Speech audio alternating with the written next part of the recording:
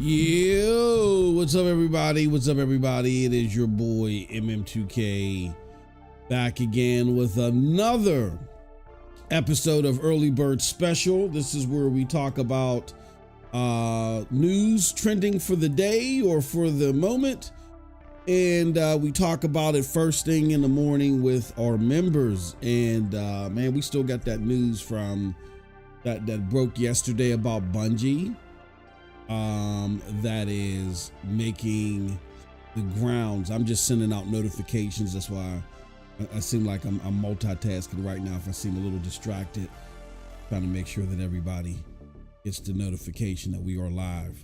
And I think I do want to copy that. Copy post. All right. So what's up, folks? It's your boy. We're back. We're going to be here for about an hour, maybe a little bit less. Because at 9:30 I'm going to be heading over to Cloud Dosage. I got to do my Cloud Dosage stuff over there. But I just wanted to talk about some of the gaming news that is here for the time being. Good to see everybody checking out the content. And this is a new month, man.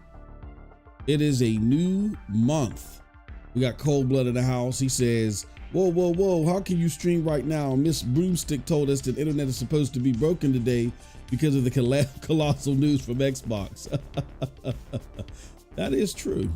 Wonder what happened there. We're going to talk. Cold Blood and I are going to talk about that later this afternoon. I was thinking, Cold Blood, we can have like this at the beginning of every month. And you know what? Now that I think about it, yeah, that's what I meant to do. So I kind of fucked up here. Excuse me. Customization. Let's fix this. Shit. No, we're gonna make this episode for the public. Yo, we got True Virgil now. Sony ruined Bungie. Yeah, right. Because Bungie was top notch beforehand. Yeah, right.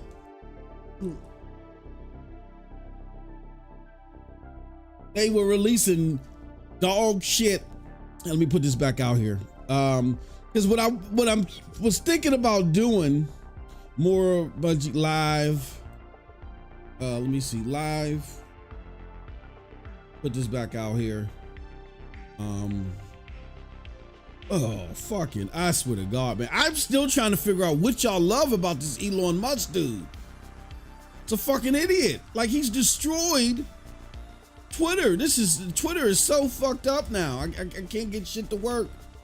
Trying to understand it.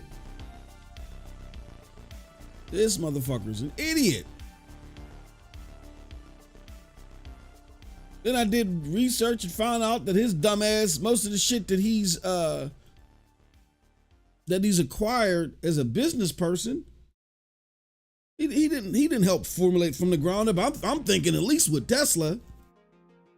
This dude was instrumental in some of the formulaic stuff, and he's so genius because he came up with this. From what I saw, he bought that shit off of somebody. Internet will praise idiots, dude. This dude is a fucking idiot. He's destroying this app. It pisses me off.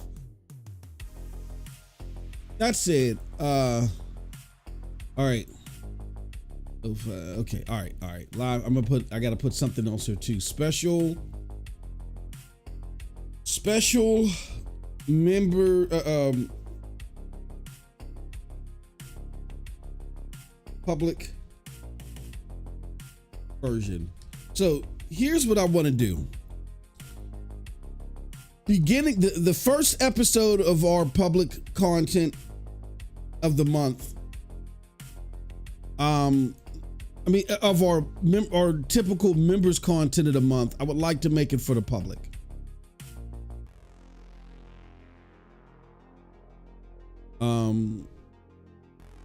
Where this would normally just be for the members, we're making it for the public. Here we go. All right. We're gonna do that till like 9:30, and then at 9:30 I gotta go and do my Cloud Dosage stuff. But special public version. All right. And let me go here. Let me go to this account. We're going to retweet it as well.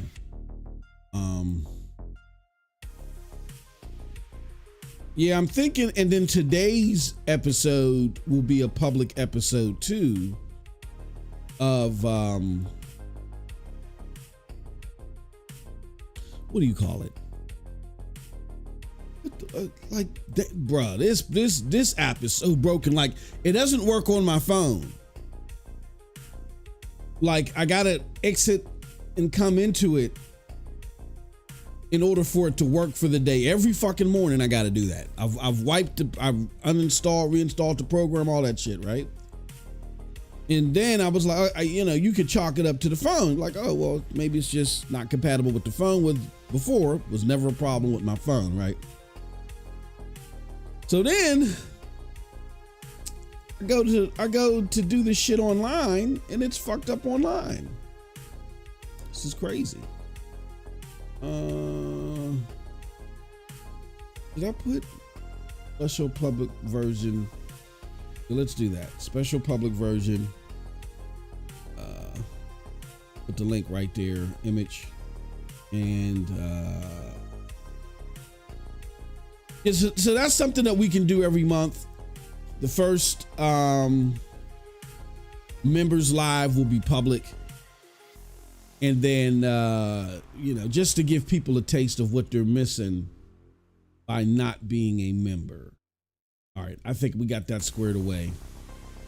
We got True Virgil. And then now that, because I made it public, I can actually put the comments up. Fix that part of it.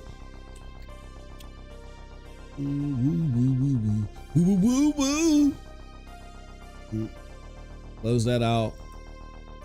Do this. And we'll add that in there too. And that. Fix this. And add data source. And bada boom, bada bing. Now we can show the comments. Cold Blood says, whoa. How can you stream right now? Miss Broomstick told the internet is supposed to be broken today by the colossal news from Xbox. Yeah, we're going to talk about that later this afternoon. There was supposed to be colossal news from Xbox, right? Wasn't there? Wasn't there supposed to be colossal news? Yeah. What happened? True Virgil with their Xbox propaganda. But True Virgil, I'll be missing you. You the homie. I mean, you haven't been hitting us with the comedic punches as much recently, but I'll be missing you on the streams, my friend. Yeah, Bungie was a piece of shit beforehand. From, like I said, rumors of them using journalists to put hit jobs on content creators, to from continuously putting out fucked up content until this last one that they made under Sony. Like, they fell short 50% of their revenue goals, right? And Sony was like, fuck no, you better get it together. And what's the first thing that happens?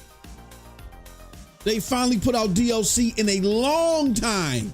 I mean, it's been years since Destiny put out DLC that got people this excited over the game.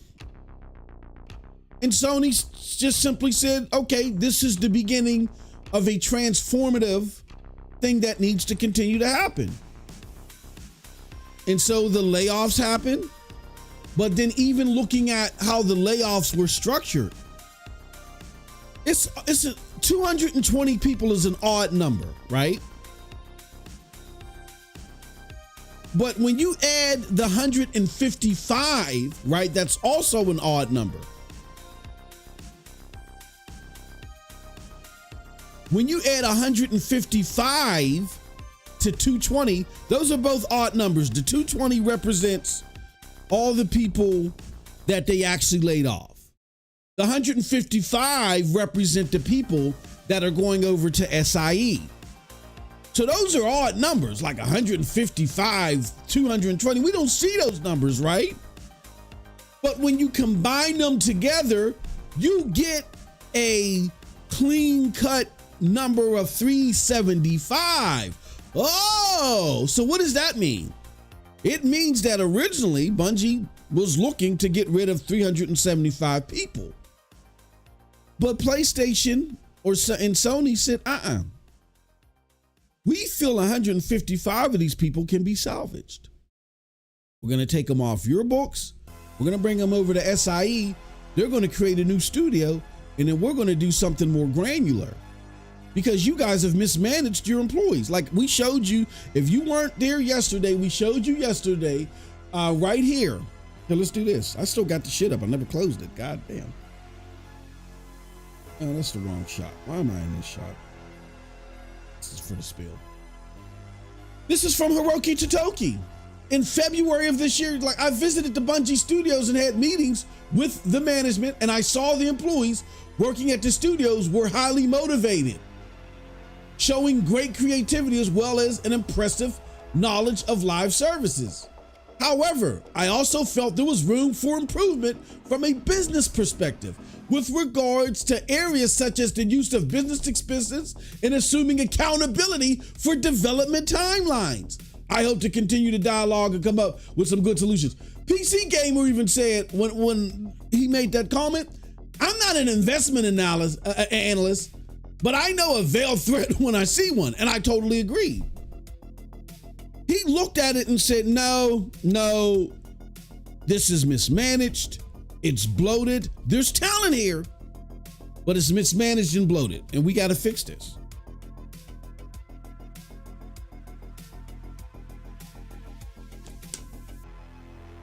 I truly believe that if Bungie was still independent, or if Bungie was still anywhere else, and they had the finances to cover their actions that they normally do, that you guys would have continued to get dog shit DLC from them.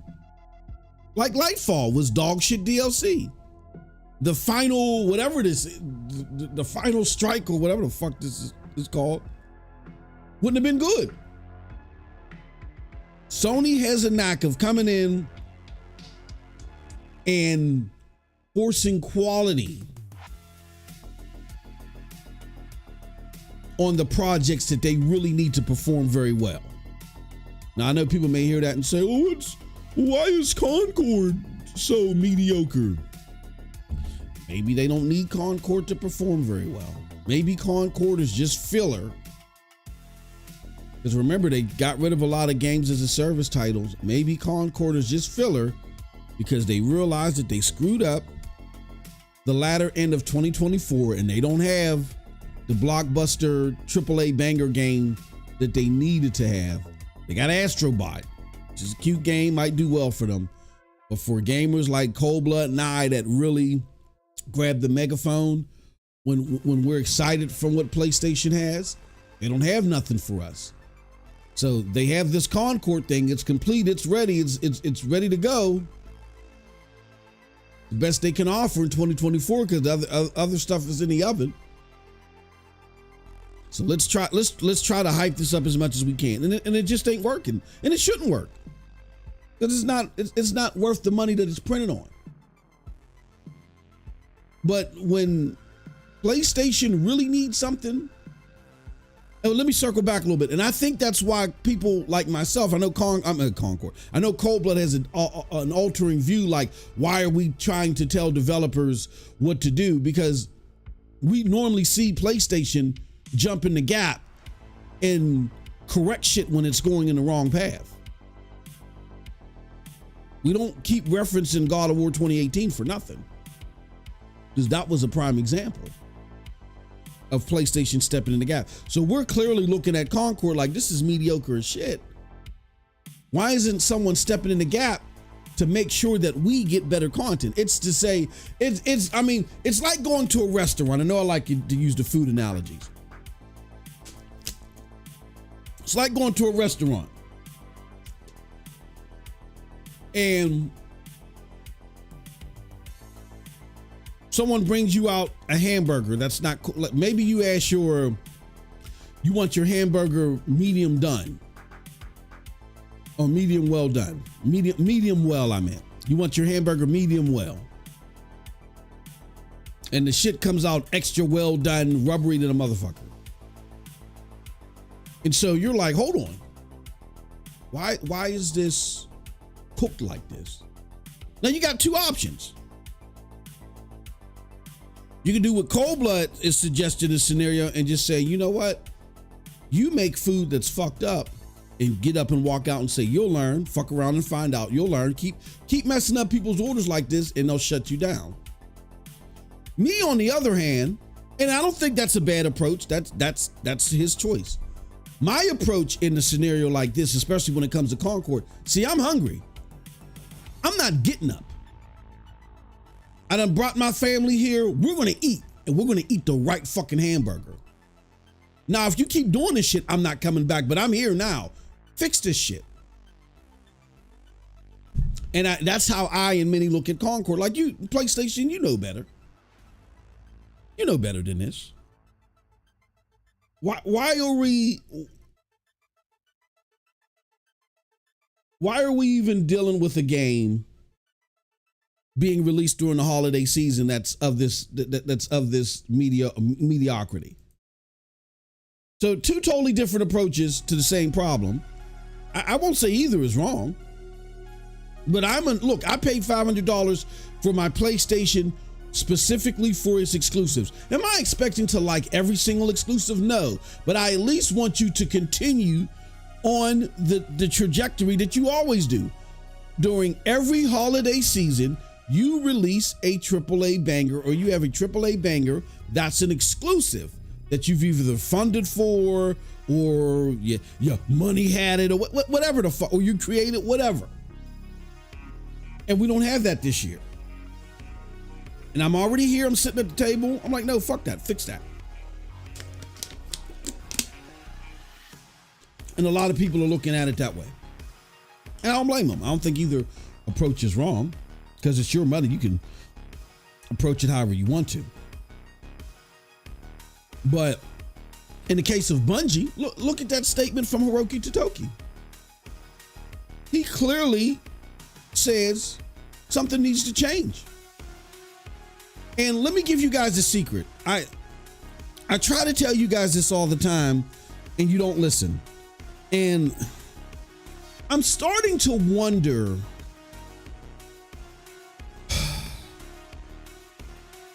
this is going to sound so fucked up, but it needs to be said, because I truly think that self-reflection is key. This is me giving you guys a life lesson.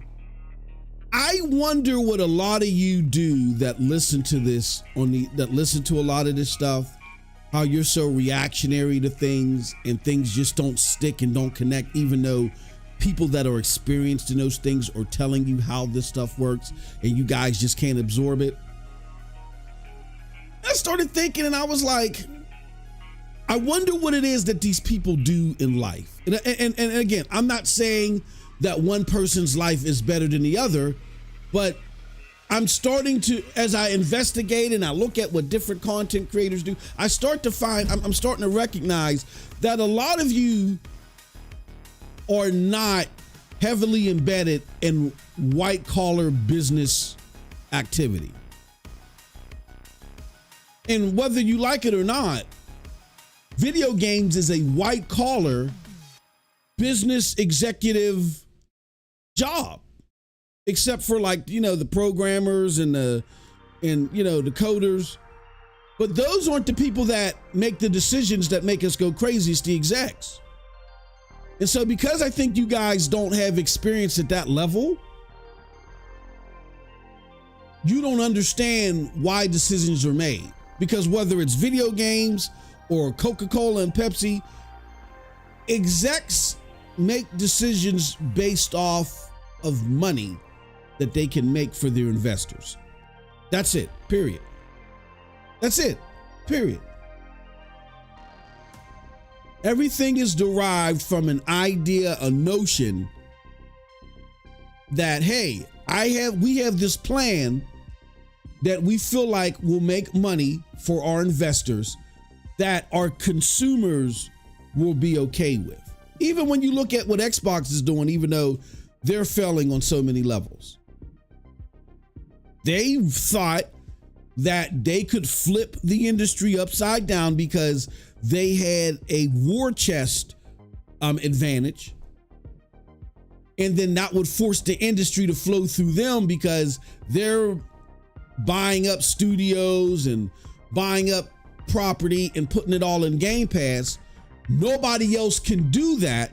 So they thought that they could flip the gaming industry to one that's primarily interact with a Game Pass model. And because everybody can't afford to quote unquote money hat IP in a Game Pass model, it's not sustainable for everybody else because only Microsoft has a war chest, amongst its gaming peers that can do that. Sony definitely can't. Sony can't afford to put their games day and date. Look what happened with Horizon Forbidden West when they waited a year to put it into PlayStation Plus. They lost $150 million.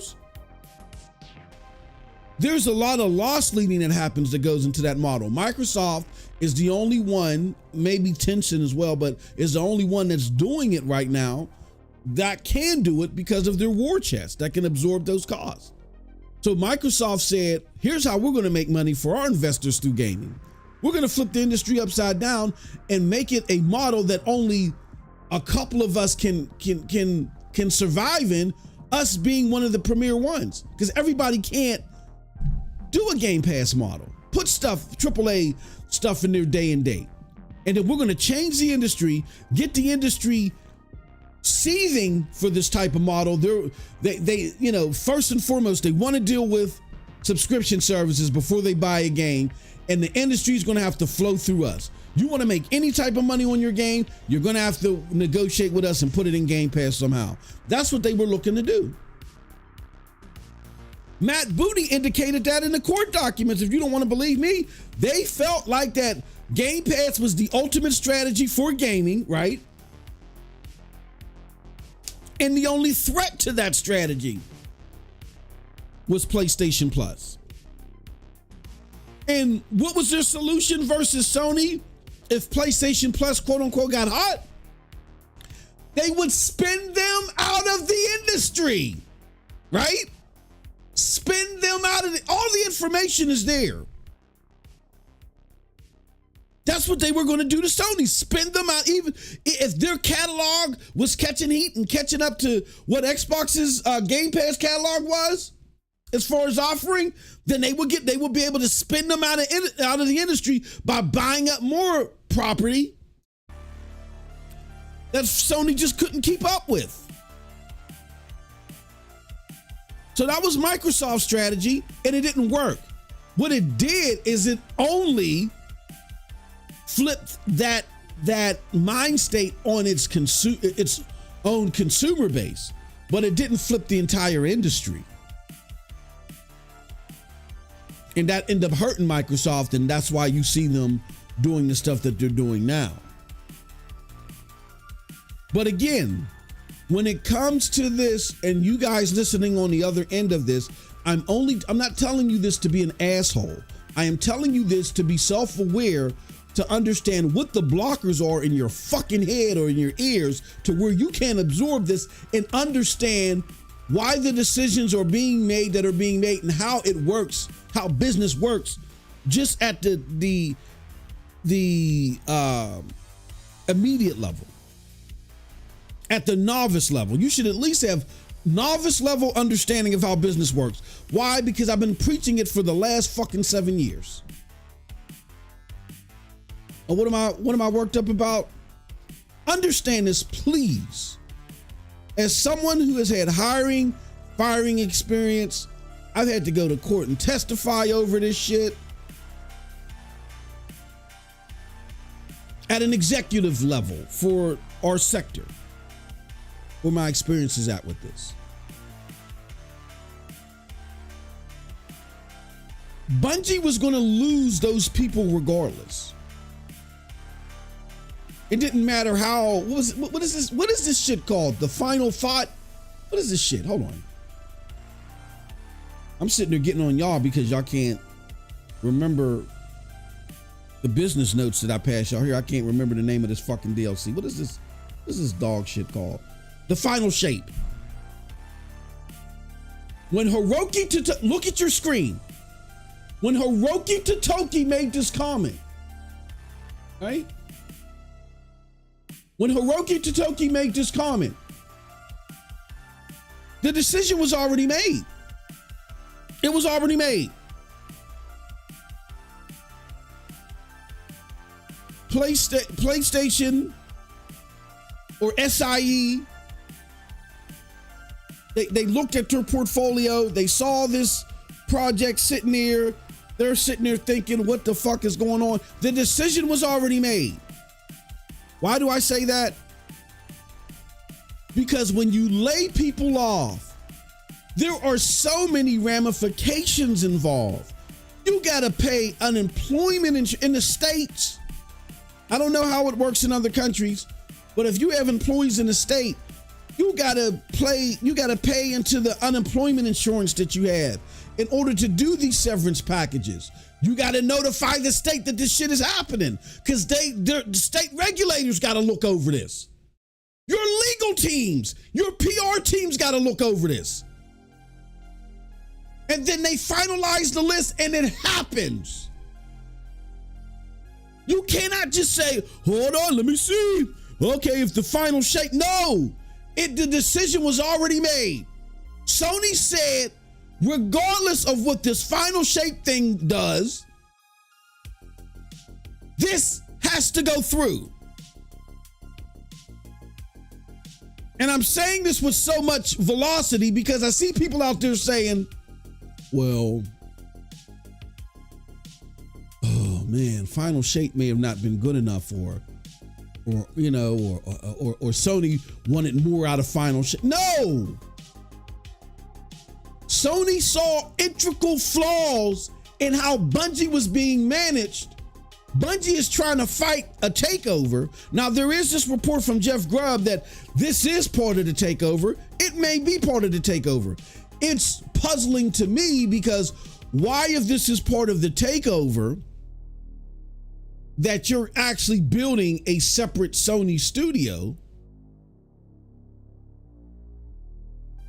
I mean, if Bungie is a Sony studio, why not leave this as a team within Bungie and just have them work on something? Maybe the plan, even if this is a takeover, maybe the plan is to remove Pete Parsons and put new management and all together. Maybe what it is that you're trying to use the 75 liaison people that they mentioned that are going to routinely talk to SIE.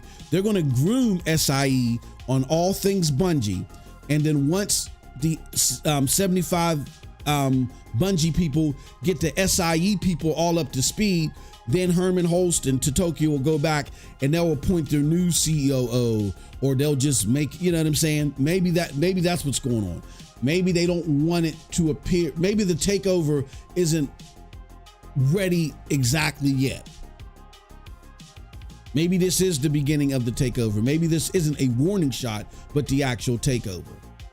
I'm just puzzled on the way that they're doing it. And the only way it makes sense to me is if they're like, we can't kick everybody out yet because we don't fully know how to run this company the way it needs to run without the people that are in charge. Like they have piss poor management skills, but they still have know-hows about how to make this run that we don't know yet.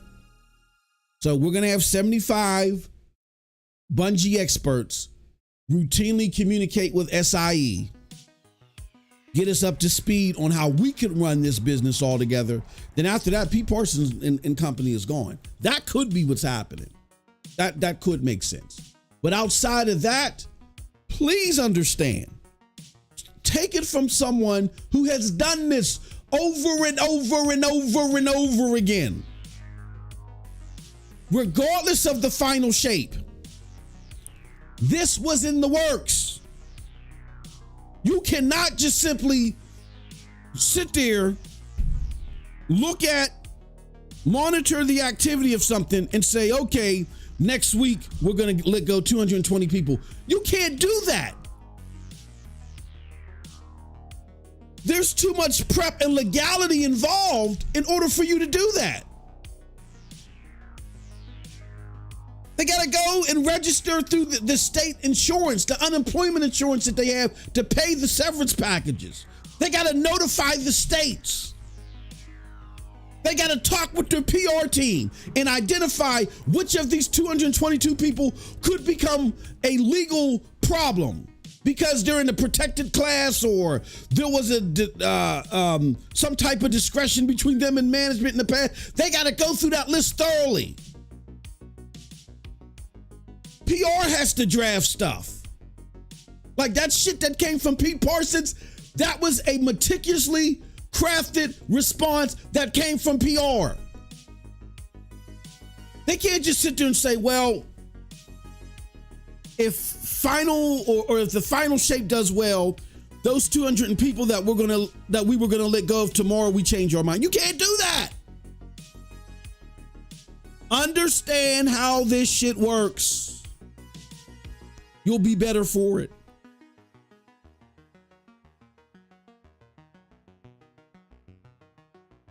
So my message, the biggest message that I have in regards to Bungie is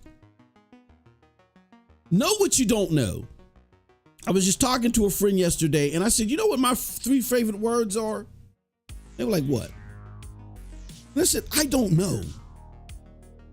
Because I'm not in the business of impressing people or telling something to people to make it sound like I know something just to impress people.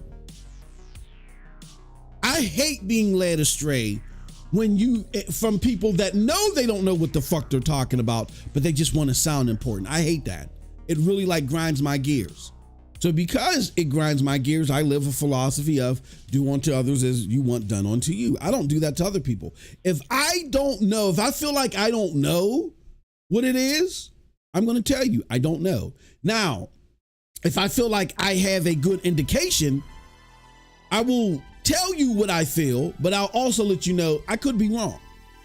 But if I don't know something, my catchphrase, my go-to phrase is, oh, I don't know. So that's 4 words. Oh, I don't know. And my wife hates when I do that. Because people just have this inclination that they like to be told shit, even when it's not true. Me and her going back and forth about that. Why are you upset because I told you I don't know? Why don't you know? Because I don't know. You want me to make up some shit like I know so I can send you astray? I mean, it'd be very easy for you to get you the hell out my face and just tell you some shit and you go off into oblivion and be in a horrible situation. Yeah, that would work. But I don't want nobody doing that to me, so I don't just make up shit. I don't know. So please, y'all that are on the other end of this that don't have white collar business experience, it doesn't make you a bad person or make you less of a person. It's just, life takes us in different directions. But stop making the internet a clusterfuck of misinformation. There is no way that this is based off the final shape at all. In order for you to do layoffs at this scale,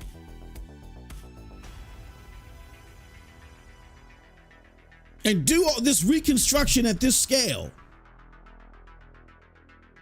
it has to be planned and etched in stone, and it goes through no matter what. So this decision was made before the final shape even released. Now, if you want to debate if this is the takeover or if Bungie was ruined by Sony, have at it. But there's just certain things that should just be cemented in your head as fact. And the way the proper way to look at this is that Bungie said, no, you're no longer going to fuck up and just put dog shit DLC out there. The final shape still needs to look good. We're changing the ship around. And the final shape, again, Hello? Hey, what's up, Cold Blood? Best DLC that they've had in years, according to public reception. Boss? Uh-huh.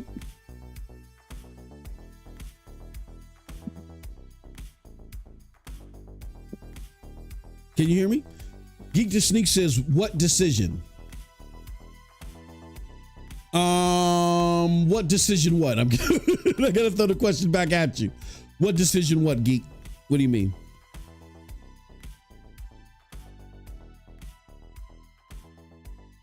I'm not sure what you mean, brother. Boss, you're muted. What'd you say? I'm muted? Oh, shit. I was muted in Discord. Sorry about that. Okay. What's up, brother? I got a question for you. Yep. Is Boomstick gonna claim now that this was the news he was talking about? I hope so. Yeah. I want and join us. Which this will be a great public episode to have, because we're doing, because it's the first members content of the month. I think making it public and let people know what they're missing is a cool thing. There's a lot of things that we normally don't discuss in the public that we will once a month. And yeah, so we're gonna have the goofiest takes for July. And yeah, Boomstick he's gonna be up there. You got the video ready? Man. Go ahead. I'm sorry, what are you gonna say? You got the video ready? Oh yeah, I got it ready. I got that. Actually, that thing that you sent me this morning, I had it last night. No.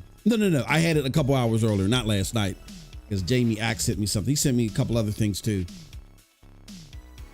You were in contact with that guy? Oh, no, I mean, I'm sorry, not Jay. He didn't send it to me. I'm lying. No, I saw it from him. I saw it online, and then I wish I had connections with him. Jamie Axe is a funny motherfucker. I have no idea why I said he gave it to me. I mean, I saw it from him online and I took it. I robbed him. Geek said, you said they already made the decision. Oh, they already made the decision to lay off those 220 people, Geek.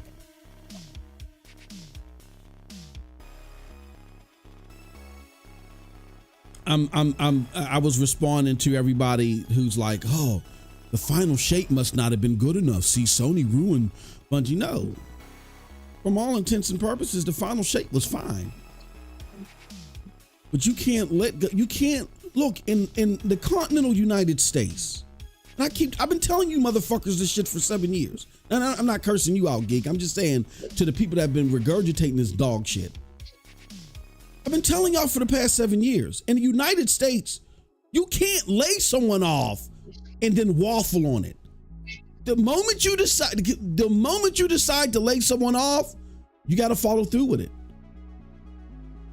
And because it's such a paramount decision, when you first make the decision, I want to lay this person off, there's so much that goes behind that it's a 2-month process at least. I've sat through the whole process. I've had the unfortunate experience of having to let go of divisions and areas that worked under me. You got to you come up with a list of people. You run that list by PR. PR looks at each individual case and they say, you know what? Yeah, that person you can let go. That person you can, hold on, this is a high performer. Why are you letting them go? Hold on. This person reported you 7 times to HR. I don't know about letting them go. And each time HR said that, that management needed to do better. I don't know if letting this person go is wise because we might have a lawsuit on our hand. They got to go through that list meticulously. So they bounce the list back to you. And if you have a target goal, let's just say if you have a target goal of 200 in legal, not HR, legal has to go through the list. HR is giving you a target goal of 200. Legal goes through your list of 200 and they say 50 of these people you can't let go. You just can't do it. Sorry. If your target list is still 200, now you got to go find 50 more people. It's a process. So that's how it starts. Then finally, when you get that list and it's all together, you send notifications to whomever your unemployment insurance is with, because that's who's going to cut the severance checks to these motherfuckers. And then you got to notify the state, because they will apply for Social Security benefits, or unemployment and benefits. So the state has to know in advance so they can scramble up the cash for it to be ready to be doled out. That has to be solidified in advance. So before final, I keep forgetting the name of this fucking thing. It's because it's stupid. So before final shape was ever released, the people they were laying off were already decided. This plan was already in motion.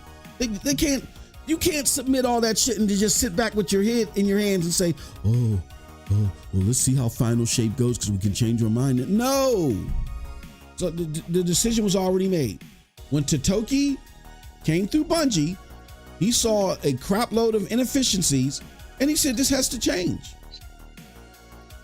Right? And this is before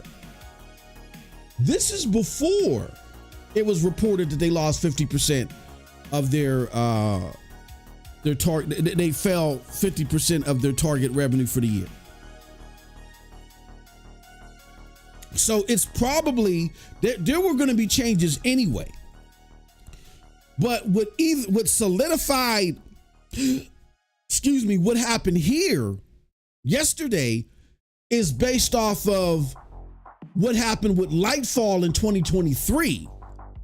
When it was reported that they fell short almost 50% of their revenue projections, that's when the process started. And it ended months before it happened, at the very least. Shit. It could have happened in February. It could have been decided in February, and they're going to do it in March right before their fiscal ends. Or not March. What the fuck am I talking about? They're going to do it in July right before their fiscal ends so they can write it off. So it can have a positive impact on their books.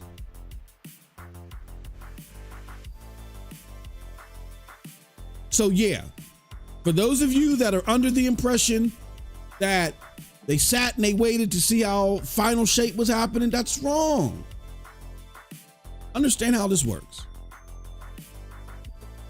So you're saying Xbox is a write-off? When you say Xbox is what? Why? What is going on in this DM? Hold on one second. I'm sorry. Say that again, Cold Blood. My bad. No, you just explained that Xbox is a write-off, yeah? They should be.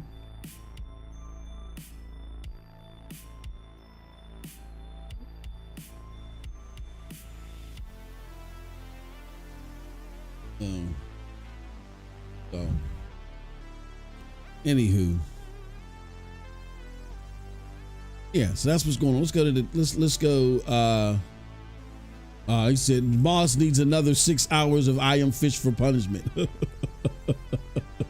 The last two DLCs were straight. Well, Jonathan, according that I'm not gonna, because I don't play Destiny anymore. I can't comment on the quality of them, but when you look at the last two DLCs, was that Lightfall and the Final Shape? Lightfall was a disaster, and the Final Shape brought them from the jaws of death. You know what I'm saying? No, it did not. They're still laying off people. Well, that's not the jaws of death. I didn't say they didn't get ruffled. And like I just said, see, this is what I'm talking about. Was I just cussing y'all out on the other end for not understanding how this fucking shit works? Did I just tell this motherfucker that this decision was made before the Final Shape? Final Shape has nothing to do with these layoffs. The final shape. Just like Sony had nothing to do with the layoffs. No, they had everything to do with the layoffs. Oh, okay, now it's Sony's fault, but when it's about Masters, Ubisoft. No. You're totally misconstruing what I'm saying. Sony, the reason why the reason why the layoffs were happening in the first place is because when they don't meet their financial projections, the first thing that businesses do is lay people off because that's the easiest thing to do. Sony, why are they even doing that? Because Sony has standards. Sony is like, hold on, there's margins that got to be met here. So they were going to do layoffs. Sony agreed that 2/3 of the layoffs were necessary. They didn't agree, apparently, that all the layoffs were necessary. So, yeah, I mean, when you say Sony's fault, that makes it seem like Sony said, oh, you guys need to, we're going to get rid of people. We want to gut you out. No, they're like, there's inefficiencies here. Yeah, you got to address them. And you fell short 40 to 50% of your revenue goals? Oh, hell no. So they likely submitted a plan to Sony. Sony agreed to the 220 people. But then this idea of 150 people going to SIE and 75 liaison people, that's Sony. And I look at that as a good thing. And anybody that wants to blame Sony and say Sony messed up Bungie, why is it that Destiny... I want to blame Sony for Concord.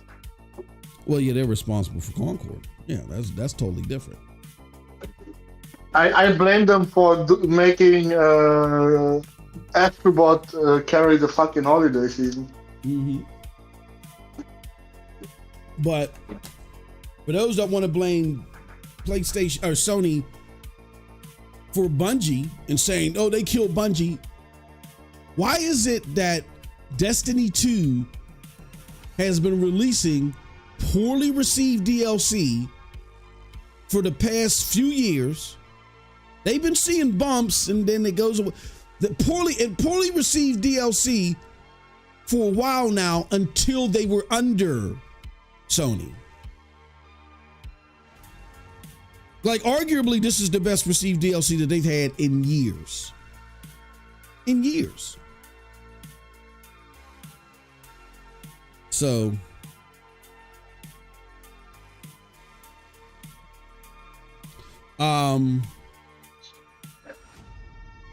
what does chat say? Sean say, I would say the last three. I don't know. Yeah, my bad, Ice Queen Gaming, Final Shake. I'm going to get the Final Shake when it goes on sale. Yeah, I might give it a try when it goes on sale too, Ice Queen Gaming. I didn't like the Lightfall story, but I completed the story on my own. Yeah, a lot of people were disappointed with Lightfall. Wasn't it drama that affected the game in sales? Can't remember what it was. I mean, look, there's always drama. And the Destiny base is, as far as these MMORPGs are concerned, it's huge in comparison to not all, but a lot of its peers.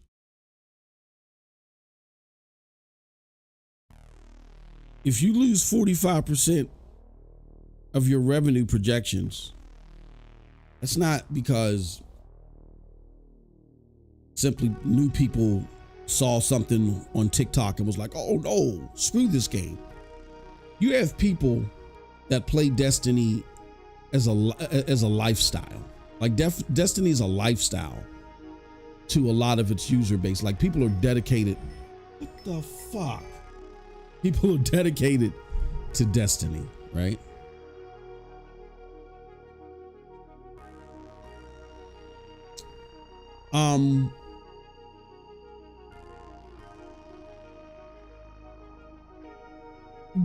Lightfall didn't succeed because the most diehard Destiny fans that are going to pick up a controller and play it every day weren't interested.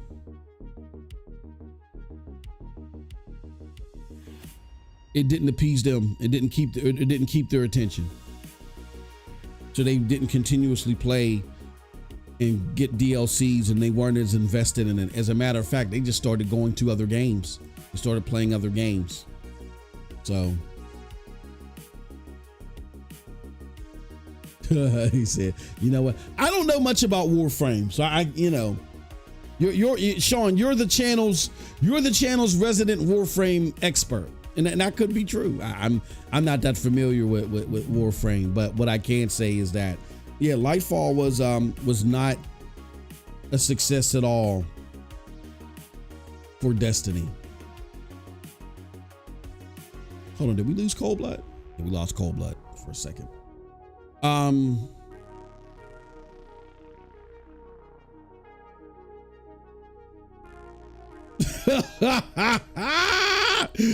There we go. We got True Virgil back. As soon as your comment can pop up. So I wanted to bring that up too, y'all.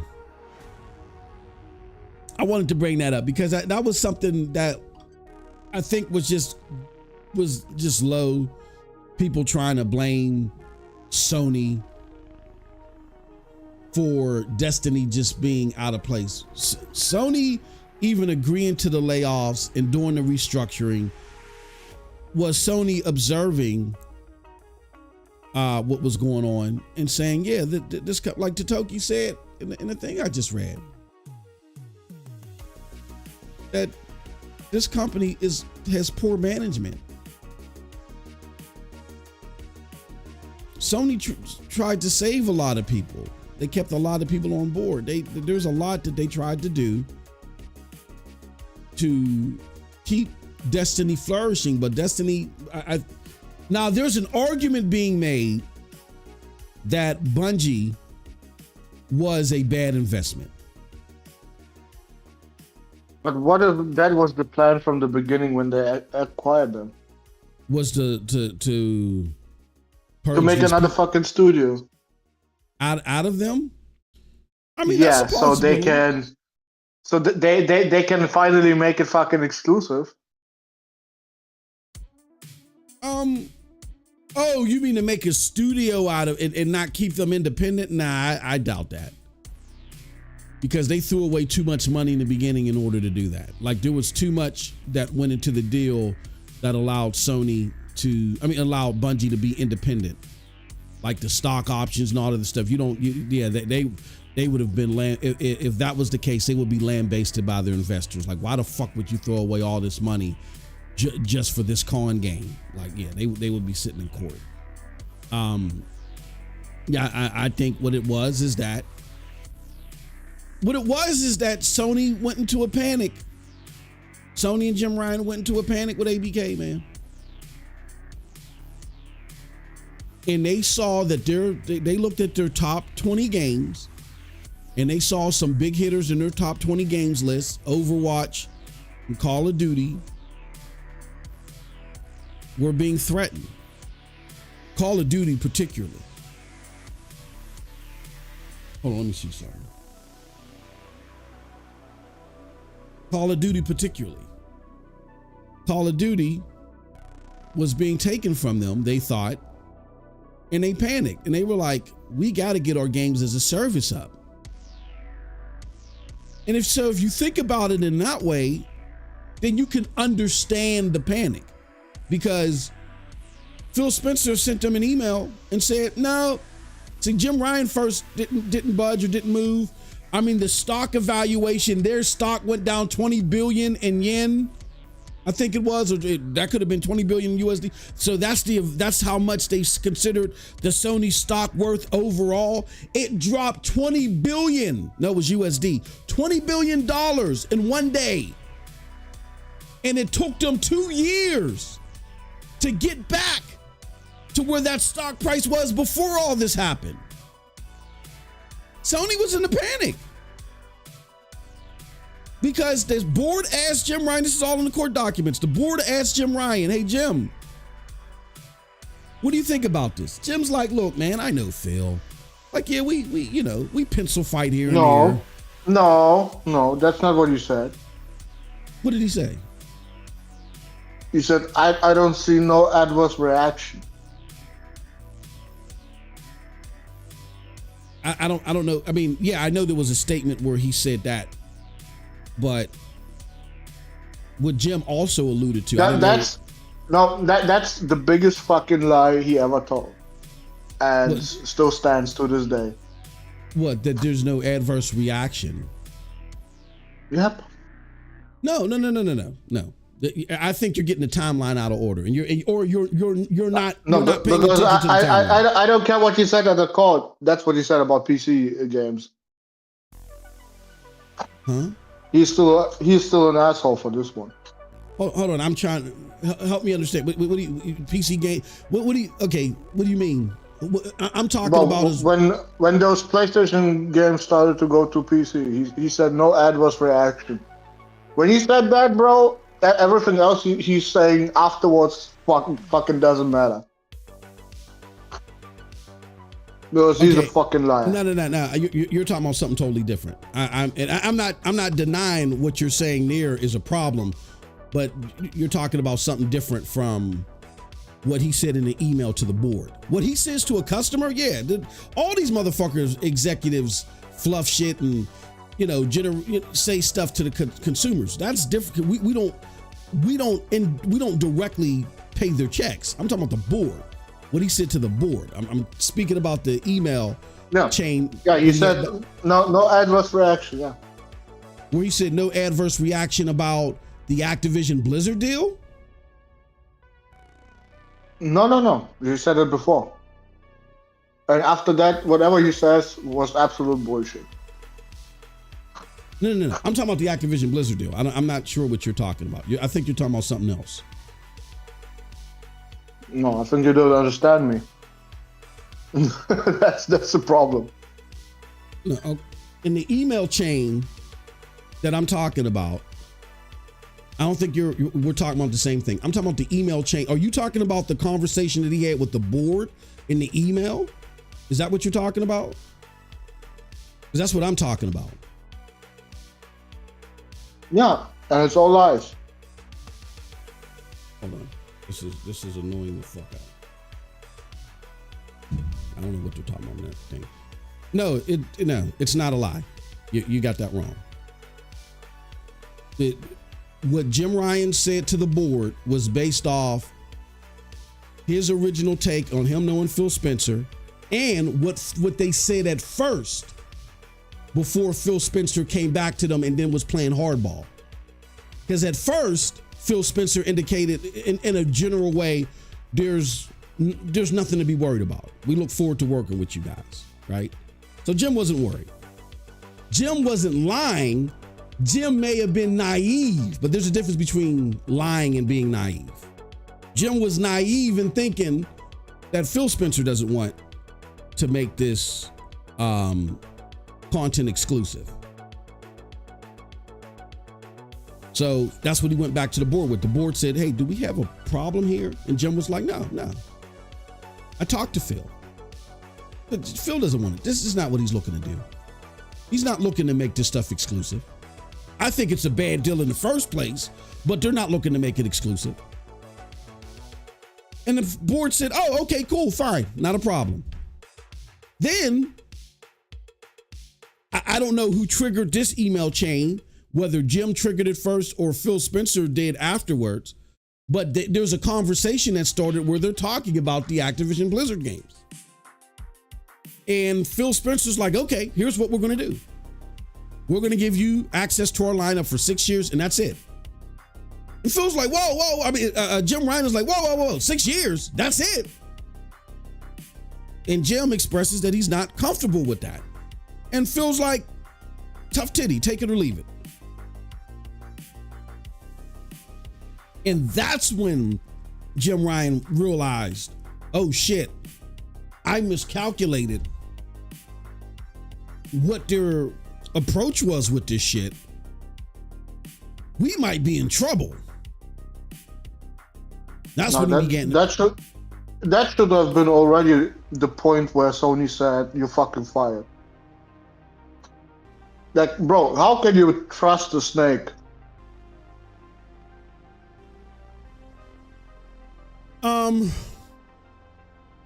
I think that's why I said that when Jim left, I don't think it was like Jim just completely saying, you know what,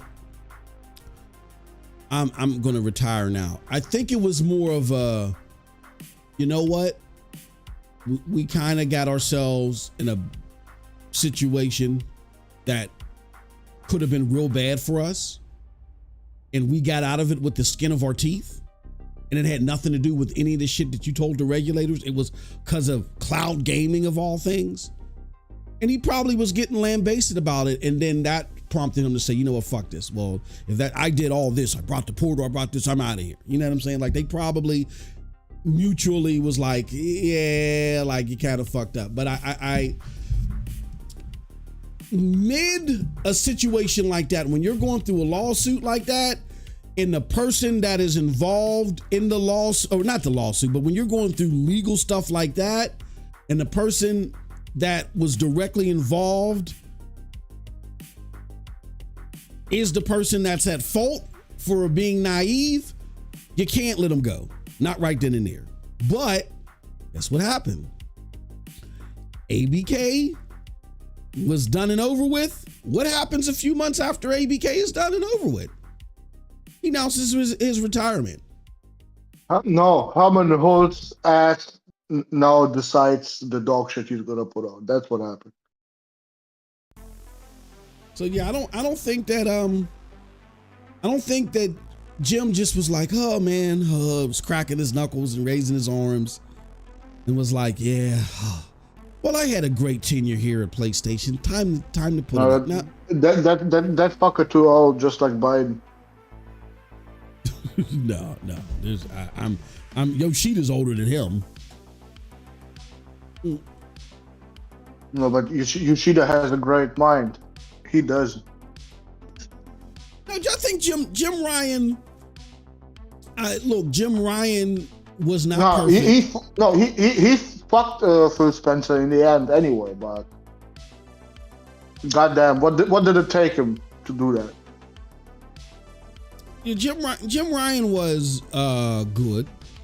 He did a lot of great stuff. I think where Jim Ryan fell short is the fanfare. I think he fell short of the fanfare and the roadmaps, and he was too close to the vest because of that. Greenlighting some garbage. And then what you call it? Yeah, and then his biggest mistake was trusting Phil Spencer and going back to the board and saying that. That was his biggest mistake. And then, yeah, because ultimately, if it wasn't for cloud gaming, they would have lost access to Call of Duty, and it would have been based off the things that he said in that email to the board. Because they were like, they used that as, that wasn't just fanboy fodder where people were like, Jim Ryan is lying, he's desperate. No, the Microsoft was using that. They're like, look at what he said to the board. He don't really care. He's just trying to be an asshole. And they used his own words against him. That was his biggest mistake. I feel like that if Jim Ryan would have handled that the right way, where you don't trust anybody, it's business, DTA, and would have said, you know what, I think that Microsoft, I mean, there's multiple ways in which what they're going to do, and we need to prepare for all. If he would have said that, I bet you Jim Ryan is still there. He's still there. Shout out to Nintendo for not giving a fucking winning anyway in the end. Nintendo are the only winners in this whole fucking thing.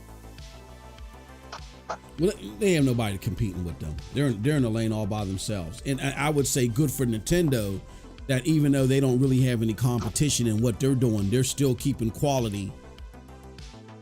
You know, bro, they literally won Call of Duty by not fighting. That is ridiculous. Mm-hmm. Yeah, they have. Bro, Sony had to snitch on themselves like crazy just to keep Call of Duty for a while. Well, Nintendo didn't even fight them motherfuckers and got fucking Call of Duty rights now. Yeah. Or Call of Duty, whatever, promised to develop for, I don't know.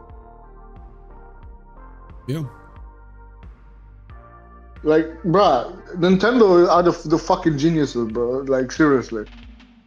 They did not get into the fight and won anyway. Like, how do you win a war that you don't even participate in, bro? I mean, and another thing, this is what a lot of people don't realize about Nintendo's involvement too. Like, the Call of Duty that's being offered through Nintendo, even I would even guess through the Switch too. It's not a native version. Are you sure about that? Yeah, because what Nintendo did is they signed a deal with the cloud gaming, their cloud gaming service. I forgot what the name of it is. And that group signed a deal with Google to do the back end of it. That's how I know about this, because Google potentially losing Call of Duty as a business was like big for them. So they kind of get to retain it. And it looks like that at the very least, if they can't do a native version, they're going to do a version through that cloud service. I'm not saying that a native version will never come, but the insurance that Call of Duty comes to Switch, even if a native version isn't possible, was through the cloud service. So they got so their cloud service was made better because of all this. Like, yeah, they came out like fat rats. Google, because of ABK, Google jumped out of the G ride, said we're only going to do back end work, is now supplying the back end work for their cloud service. So now their cloud service is going to be better. And that helps guarantee that if they can't get a native version of Call of Duty, they can get a cloud version one. So they won on multiple fronts. Just be thankful to ABK that you didn't get scammed more by Google and actually got a better service out of it. Fucking GeForce Now. Well, no, I mean, I don't. I like don't get me wrong. I like GeForce Now. I like what they're doing. I like the fidelity, but that statement isn't entirely true. Google took a step back, looked at their infrastructure and said, look, the reason why we're not getting games is it's too hard to make games for our platform. We got to change that. And they were in the process of changing that. They had something called the low change porting, where just like Xbox and just like GFN, the developers wouldn't need to develop anything. Like, their program would do everything and port the game over to Stadia. Nah. Fuck it. I don't want no native Google Stadia version. I want my Steam games, my Epic games, my Ubisoft. But that's you. Yeah, that's you. All my other shit, bro. I just want those games on their platforms. I don't want Stadia shit. I don't want you biting into my sandwich and telling me that it tastes good. I want to bite into my own damn sandwich. That works for you. That didn't work for me. No, that's the best service for everyone. That's the best service for you. Yeah, that's for you. Because Steam ain't dying, bro. Steam ain't dying, so your games are safe. No, it does. I mean, what does it matter if my games are quote unquote safe? Because I still got to buy the hardware. See, people. This is what kills me about that argument. Why do you need to have that if you got GeForce Now? No, but if GeForce Now dies, then where do I go? Where do I go? That's what I'm saying. Like, Black Knight Gaming. Yeah. I'm going there. I'm going. Yeah, the name is enticing me and shit. That's where I'm going. Yeah, people don't understand with that argument. Like, people say, "Oh, well, your games are safe." No, the fuck they aren't. I can't access them because if I could have accessed them, I would have hardware in the first place. You know what I'm saying? Yeah, that doesn't make sense. The purpose of GeForce Now is for people. It does make sense because that can't have the hardware. If that service dies, then you can get the hardware. If I could, if and still have your games. If it was for me, if it was so easy for me to get the hardware, wouldn't I have gotten the hardware in the first place? Like GeForce, Nvidia tells you. Nvidia tells you because you kept for cloud gaming so much. No. Nvidia tells you, they even tell you, look, our number one business ain't even cloud gaming. Like when I met with Nvidia, and again, this is not, shout out to Nvidia, I love the service. Nvidia is not saying this to downplay cloud gaming, but they're speaking to the realities of the market. I met with Nvidia, y'all, and they said that this is not NDA. They say they love cloud gaming. They believe it will be the future in gaming. It'll play a role, but as far as their business is concerned, hardware is always first. Yeah, AI, yeah. You're absolutely right. Hardware is always first, meaning you playing your games natively using GeForce Now hardware, or GeForce, hardware and NVIDIA hardware will always be first. So they're telling you, our preference is you buy the hardware. But in case you can't buy the hardware, here's the backup. And they realize that there are some people that either can't buy the hardware at all or just can't upgrade. And that's where GeForce Now comes into play. So if I can't buy the hardware or I can't upgrade, I'm shit out of luck. You can go to Boosteroid. Well, you can go to Boosteroid then. I mean, yeah. Or Luna. I mean, Luna. You're see, Boosteroid. Yes, you can go to Boosteroid if Boosteroid supports your area. You know, they do have a possibility for you to access the games and stuff like that. And I mean, it supports my area, but their fucking payment methods are dog shit. Well, that's my problem with them. There we go. You see what I'm saying? Yeah, you see what I'm saying? It's not like that's not frictionless gaming, brother. What's going on here? That's not an even kill if if you use GFN religiously and GFN dies, there's not enough comparable services around the board that are easy to access. Like I'll say this. Love Boosteroid. Boosteroid was great doing the interview with us. I love their transparency and all that other stuff. I tried to sign into Boosteroid the other day and sat there for an hour and a half trying to get a rig. It never got in. After an hour and a half, I just left. Wait, with the paid service? Yeah. See what I'm saying? Okay. And you did not call up that guy you did the interview? Well, he never spoke. Call him out for what? He never spoke to the demand. He never said, "Oh, our demand is extremely high. We're comparable." You know what I mean?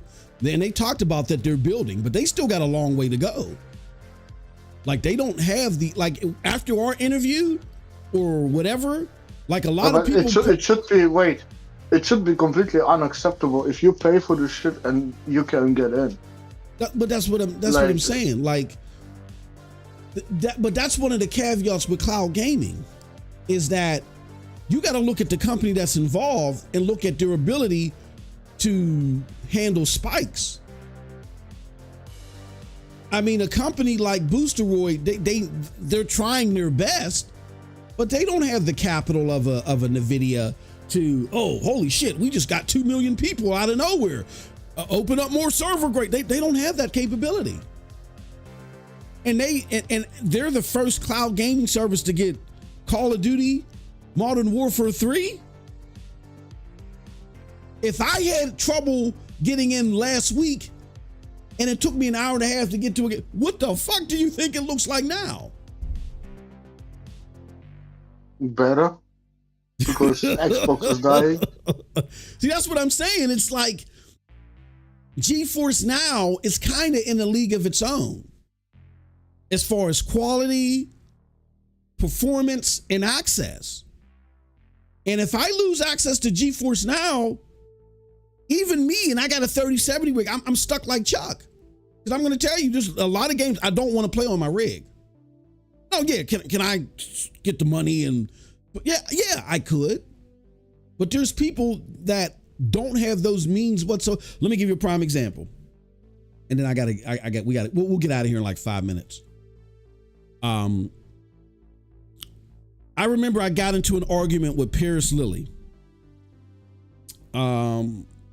This is where me and him like completely like fell out, and I just stopped following GTR altogether. Cause like I told you guys in the past, I used to call the show, drop videos, fuck with Paris, fuck with Danny and Pete, you know what I'm saying? And I wasn't like the well-known, but they recognized me because even Paris had told me in one of his responses to my questions, oh, I hate when that guy says, this is your boy. And he was like, no, I'm just joking, whatever, right?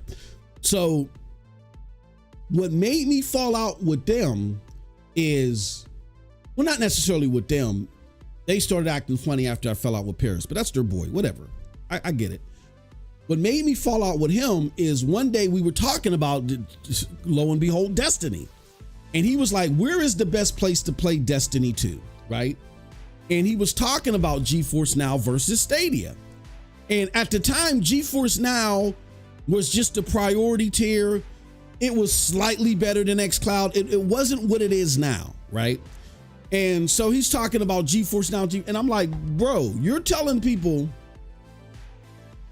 that don't have access to hardware to buy the GeForce Now version and play it on GeForce Now, not realizing that they can get access to the Stadia version just for signing up for Stadia Pro at $10 a month. Like they ain't got to pay nothing extra in order to get the latest. He was thinking about the future.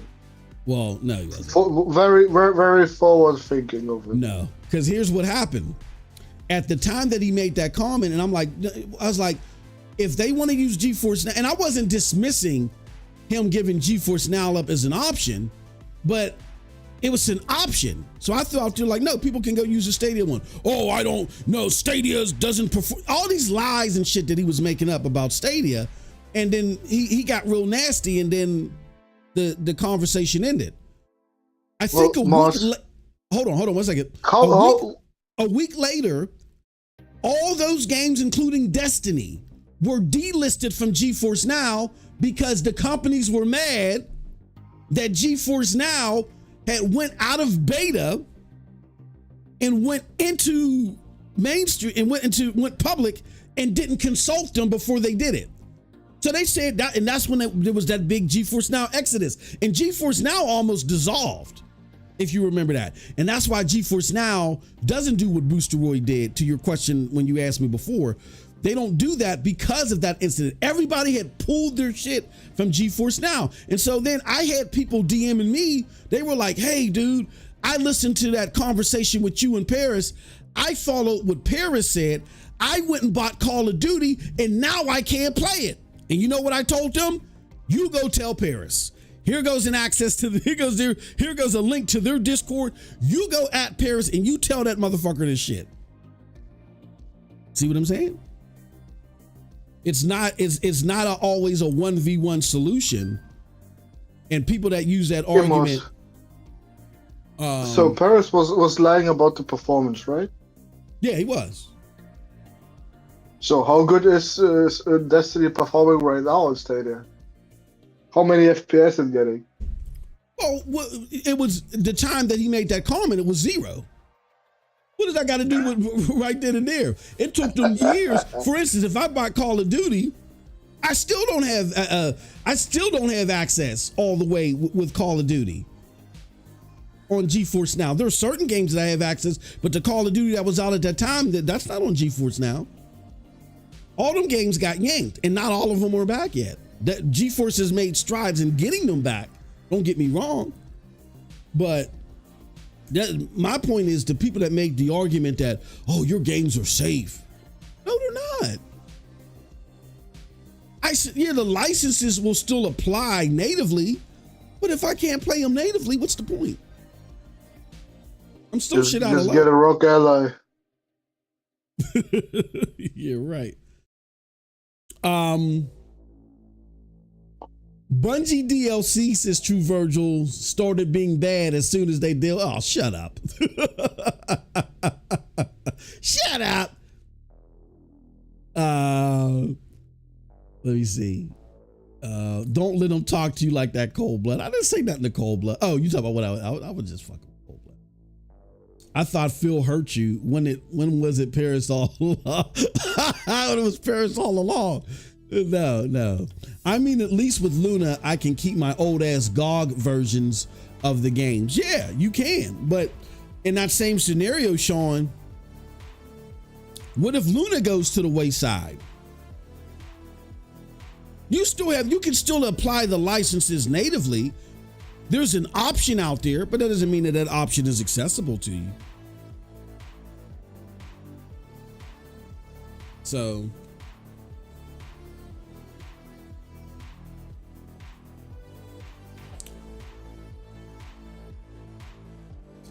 and here's the thing I'll say about Stadia, which I get the angst about people investing in a pure cloud service, because Stadia did make it look bad.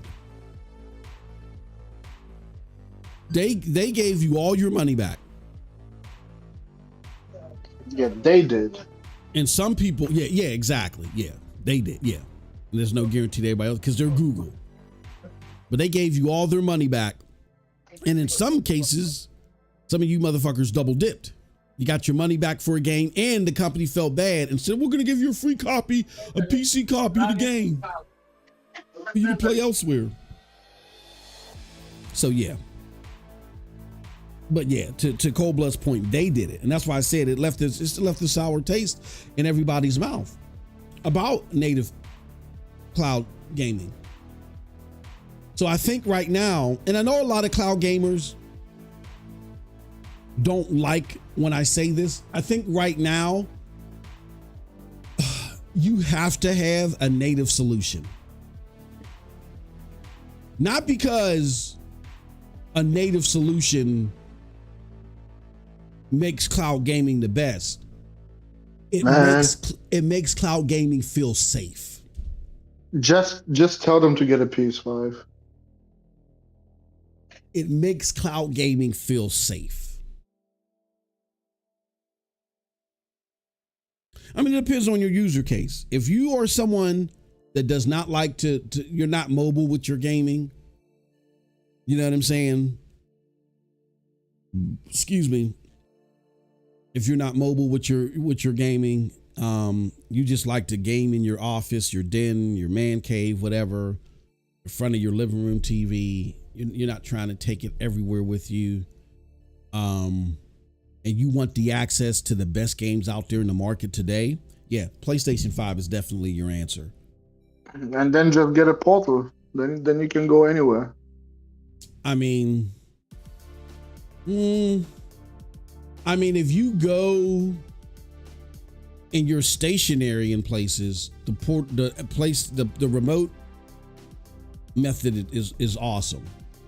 But I'll use GFN as an example. When I'm playing Division 2 on GFN and I'm sitting in the car and we're driving, a portal wouldn't work in that situation because it needs Wi-Fi, and I'm where I can play GFN off my cellular data, and it'd be a fucking awesome experience.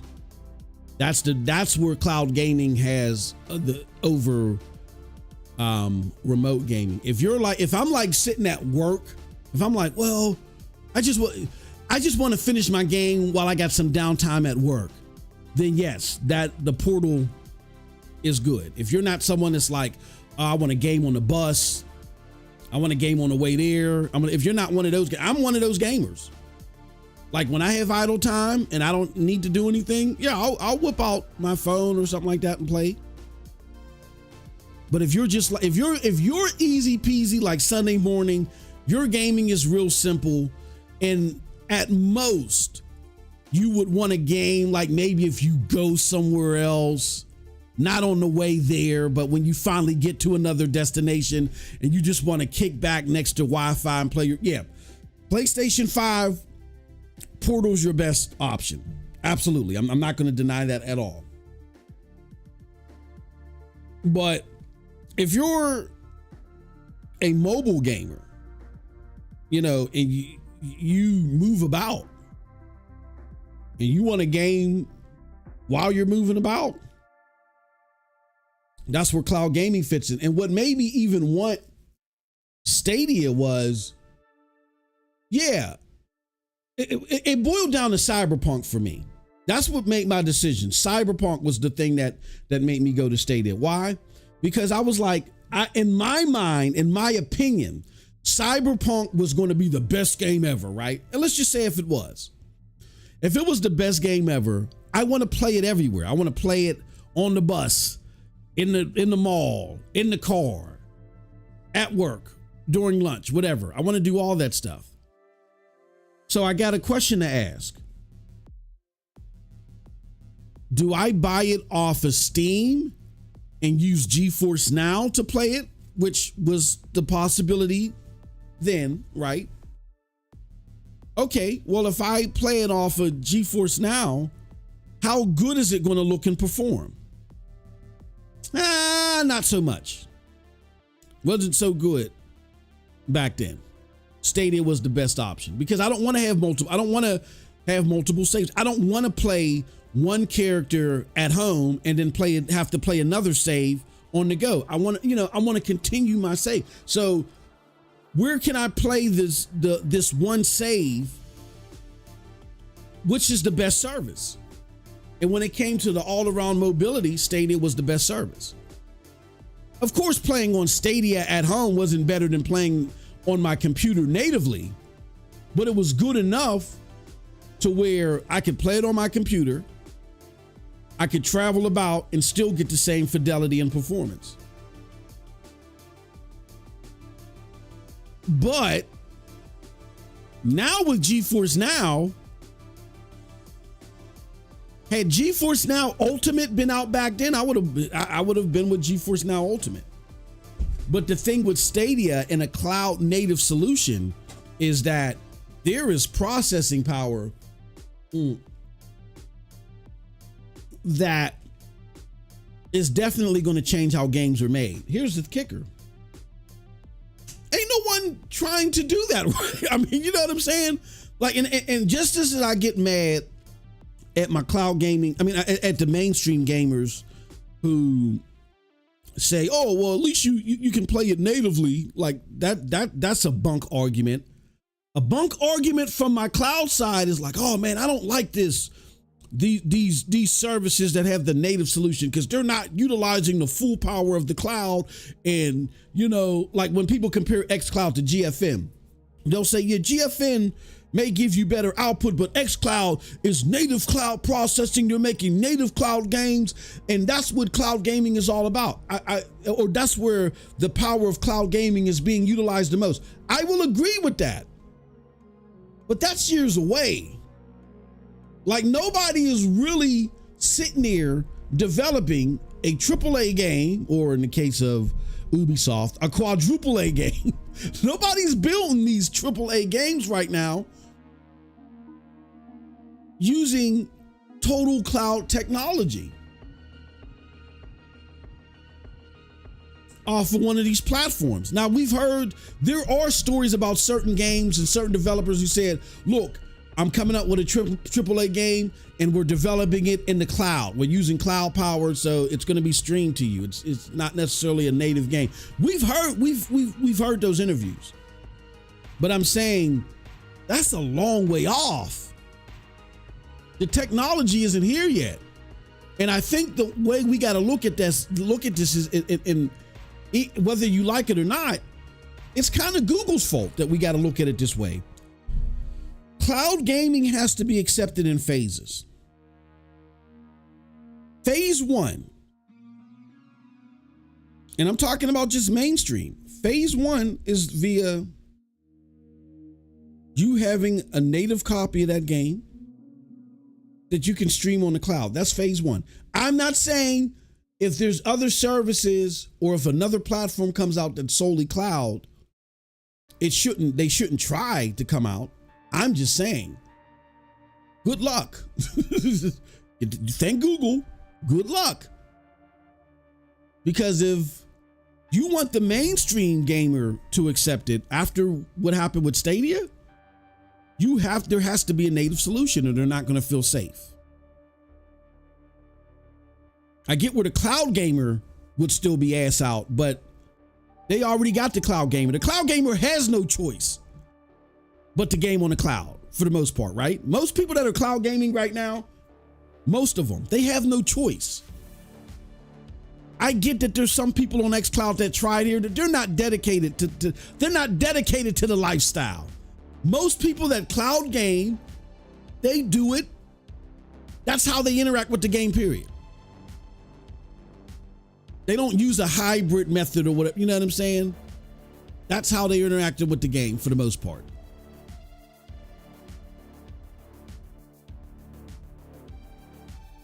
Nah, I don't agree with you. Why you say that? Because phase one is buy a strap-on. That's phase one. This motherfucker almost spit my tea on my keyboard. Hey yo, we almost killed all my equipment. I would have had the cloud stream and do everything in the cloud. Oh shit! Oh my god! This no! Take him off air. Take this motherfucker off air.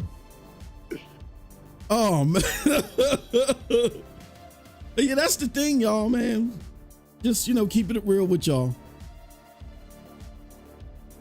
That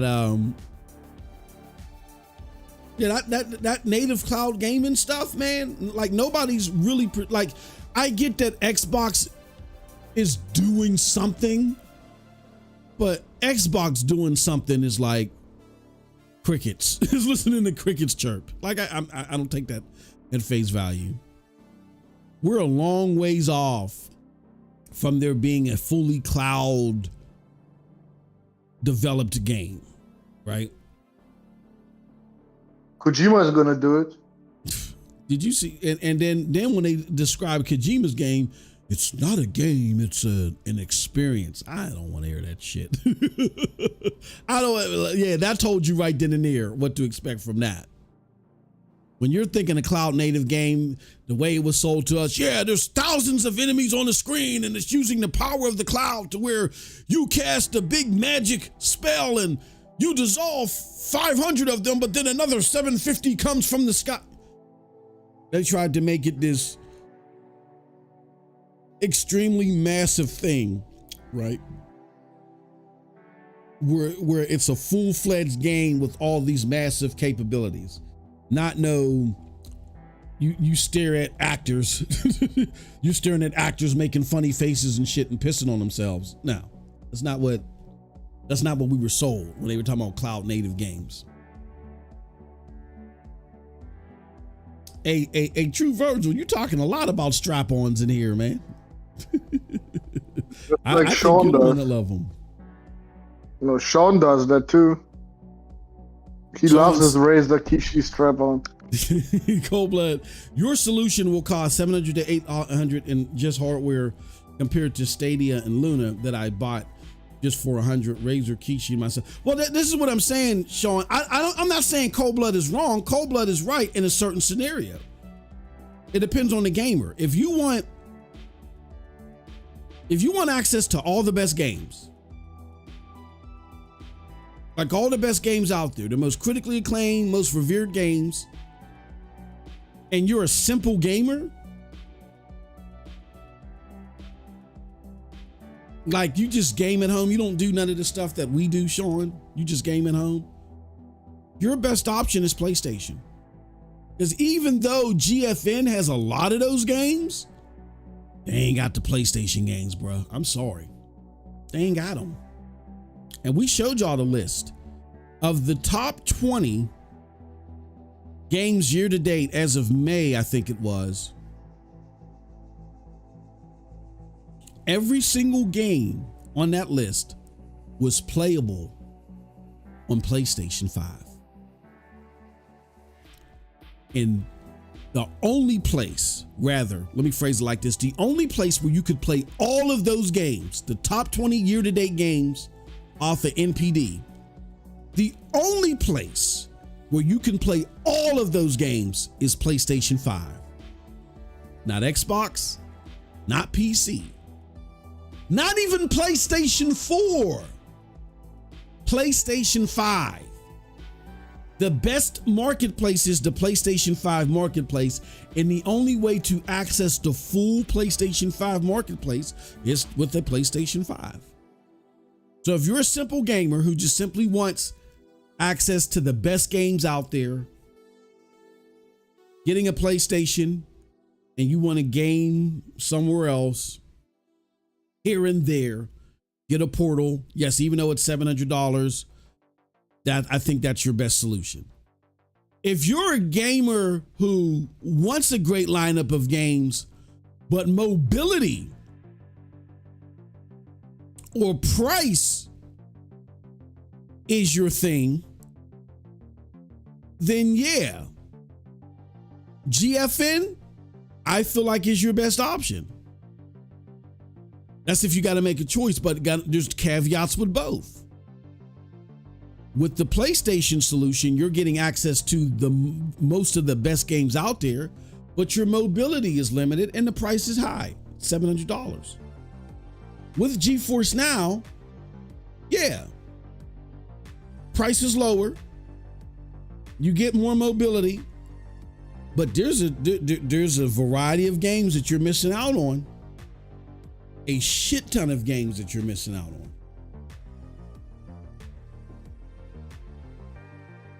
Like we're all talking now about, oh, Sony's holiday is horrible. And it's not that Sony's holiday is horrible, Sony's effort towards the holiday is bad. But make no mistake, Wukong is a console exclusive by accident. Isn't Lost Soul Aside, isn't that coming this year too, Cold Blood, or no? What is coming? Isn't it called Lost Soul Aside or something like that? Or Lost Soul? I mean, it's supposed to come this year, but I don't hear nothing about it. If that comes this year, that's a console exclusive. I think by accident too.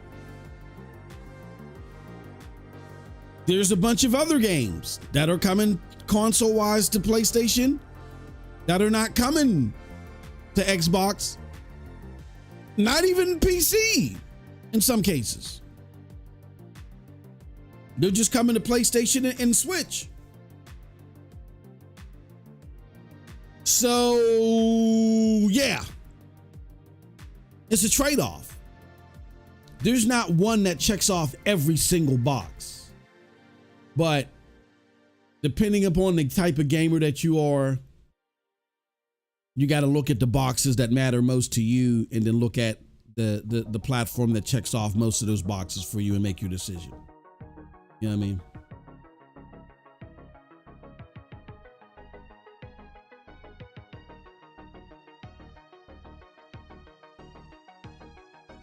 So, all right, y'all. Here, I want to do one more thing.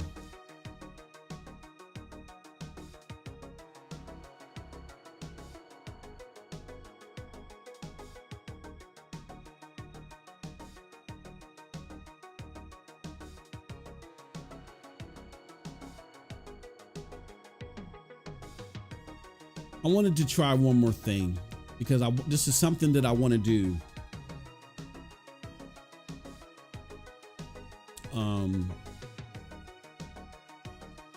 Shit, I'm in the phone. Out. I want to log in with nice. It's nice. I want to try this to see if it'll work, because if it works, we'll do this on Friday. We'll carve out like the last 10 or 15 minutes and we'll do this on Friday. What am I talking about? Well, apparently you can use Nightbot and hold on, regulars. Shit. You can use Nightbot and do something to where only members can respond. I'm not sure how to do that. So I wanted to do a members Q&A. Timers, integrations, giveaways.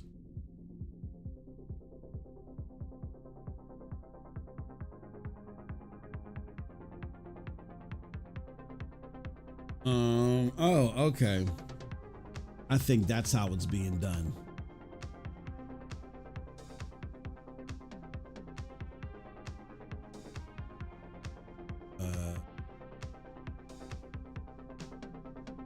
Paid channel members.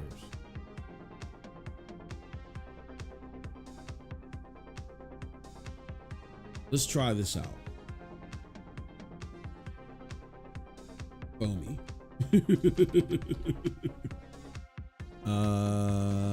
Anti-spam.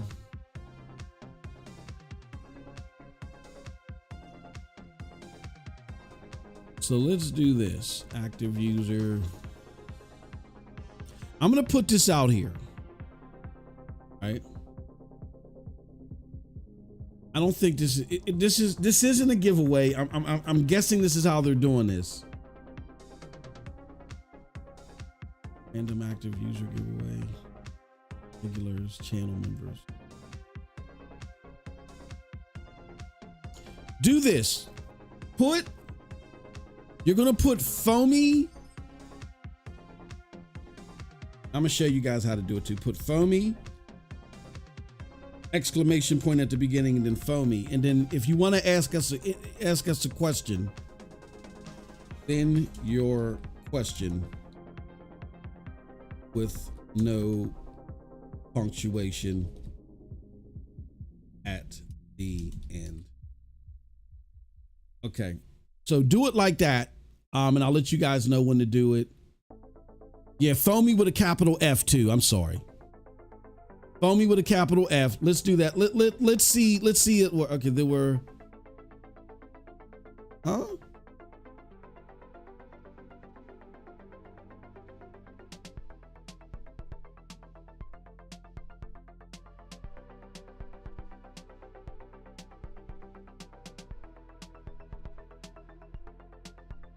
You're gonna save.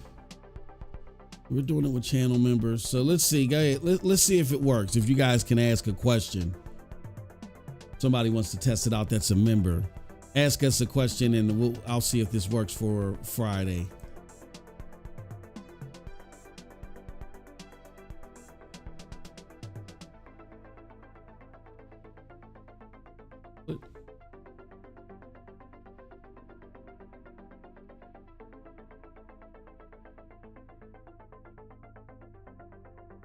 Because it'll put your comment up there. Full blood. What do you look for? What? What do I look for? What? What do you look for in a man?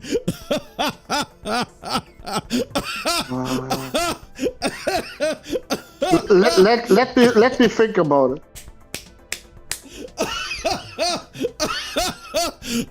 I mean, he has to have a YouTube channel that is all about PC gaming and how bad fanboys are. Oh, he has to be. He absolutely has to be white. Shots and taken. Have a taking shots.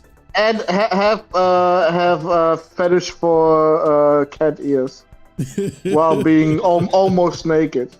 That's what I'm looking for in a man. I know it's hard to find someone like this, bro.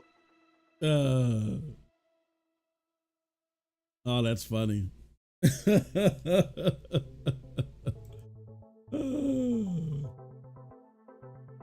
would love to be able. Supposed to be a support. Man, y'all misusing this feature now to make fun of me or something. Okay, go right ahead. Oh goodness, that's crazy.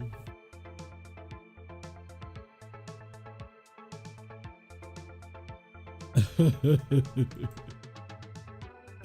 that's funny. All right, yeah, we kind of could use it. Okay, all right, we're gonna end it right. We're gonna end it. Demands. Did they even get the fucking reference? They probably don't. I don't even think they know who it is. All right, that was okay. It kind of works. I don't know if I want to do it because it's kind of, I don't know. We'll see. We'll figure out something. But all right, y'all. I'm gonna get out of here because I'm going to do. I still want to do that Star Wars. Yeah, we're gonna give away a year of Black Knight Gaming, so get ready for it, boys. Shit. Oh man.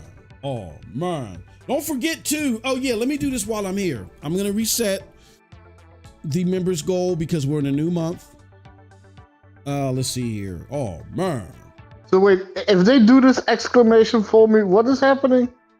It's like it's a question answer session for members only.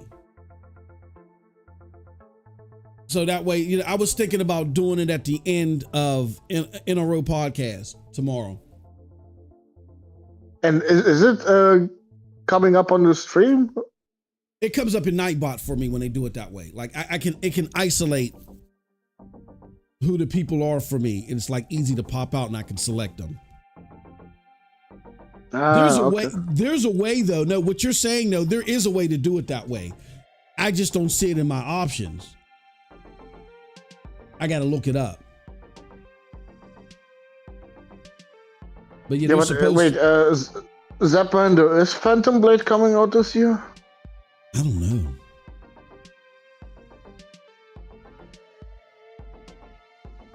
Because I don't even know if there's a launch date yet. I don't know.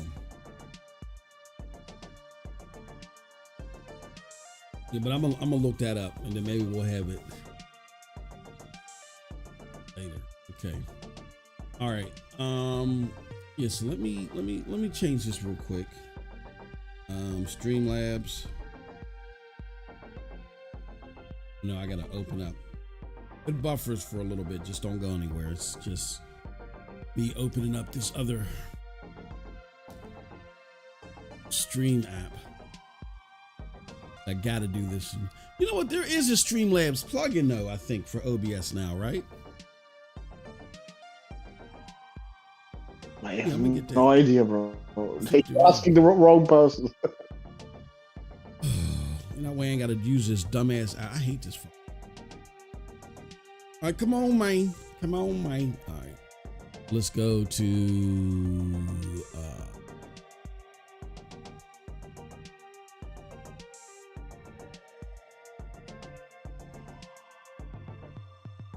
all right, come on. I mean, I'm glad Sean got the reference. Oh, he got it. That's fun. All right, stars goals, YouTube subscriber. Let's go to YouTube member goals. All right, so we're gonna end the goal. So we're gonna do a $25 gift certificate. We're gonna do that one will come probably the following week. This one is we're doing one Friday tomorrow, right? Because today's Thursday. We're doing one tomorrow for $25. Is that, do we want to do, we'll figure, do we want to do that one in the Discord, or how do we want to do that one? Or we want to just do it with members while we're live? First rebrand the fucking Discord before you do giveaways over there. Okay. All right. Member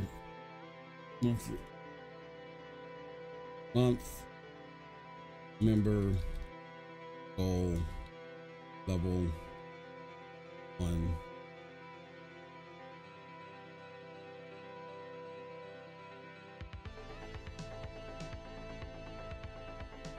The amount would be, we made level 1 last week, 55. Let's raise it up some because we got a shit ton of users. So let's raise it to 60. Starting amount is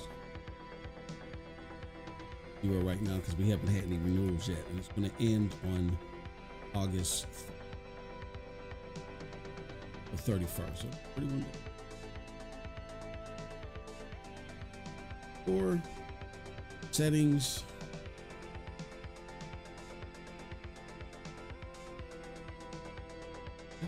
Start to go.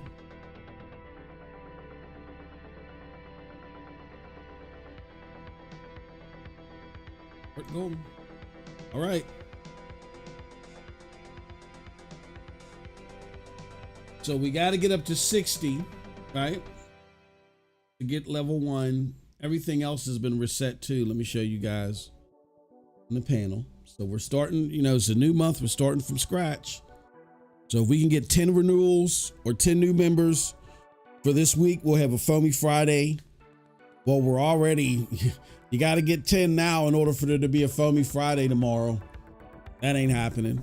Let me not say that. I shouldn't say that. But at least you can start on a bi-weekly goal of a giveaway.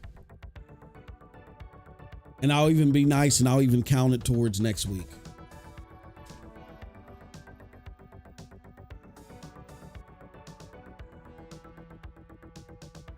Well, no, I'll put it like this. Any members that we get to, anything that we get today would count towards today, or it would count towards this week. But if we get any members that we get tomorrow are going to count towards next week. I'll be nice. Any members that we get tomorrow will count towards next week. And what I should probably do is just do it from Friday to Thursday. Yeah. That's what I'm going to do. I'm going to do it from Friday to Thursday. So you'll have between Friday and Thursday to reach our goal. Let's do this. And I'll change that too. Yeah, I'll fix that as well. All right, so we're gonna get out of here. I got to get ready for some other streams, and then I want to make these videos, and then me and Coldblood are coming back at 2 for our July Dumbasses Award ceremony. We got a couple of participants, and that'll be public too. So you guys will get to see that publicly, and you can, just to give you a taste of what happens. He says, sounds like you ducking a Foamy. No, hey, look, if a miracle happens and we get 10 today, I'll do it tomorrow. But my suggestion would be do them tomorrow, and it'll all count towards next week's Foamy. You know what I mean? So. Yeah, you're ducking. You're absolutely ducking them. Okay. All right.